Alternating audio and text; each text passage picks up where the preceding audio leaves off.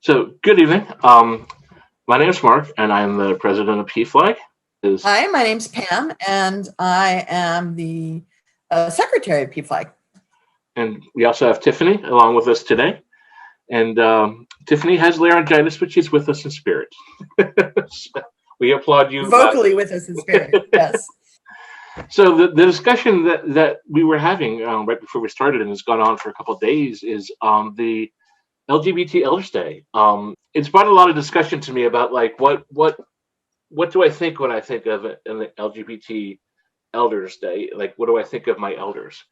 Um, and I think really, I think of the people that I would go to when I had decisions to make. That as a young man, I went into a field that nobody else did, so there was no roadmap going into mental health. And I had to ask people a lot of times, like, so what do you do now? And then what am I qualified to do? And can I do this without a mask? Like you go around and you learn what you can do. And I could say that there was a therapist that was working with youth groups when I was facilitating the queer youth groups in Richmond, Virginia. And just asked me a question once. She's like, why aren't you doing this full time?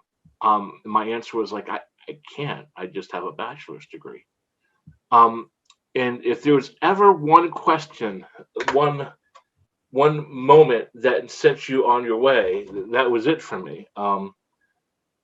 The question, why aren't you doing this, stuck with me, and and apparently it stuck with me all through the years because I got all the way through my master's degree, and I'm out in the field doing exactly that, seeing the GLBT population.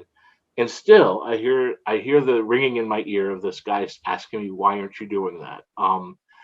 So I feel like it was an elder that set me on my path initially in this field, and it was a sage wisdom that wasn't asked; it was just provided.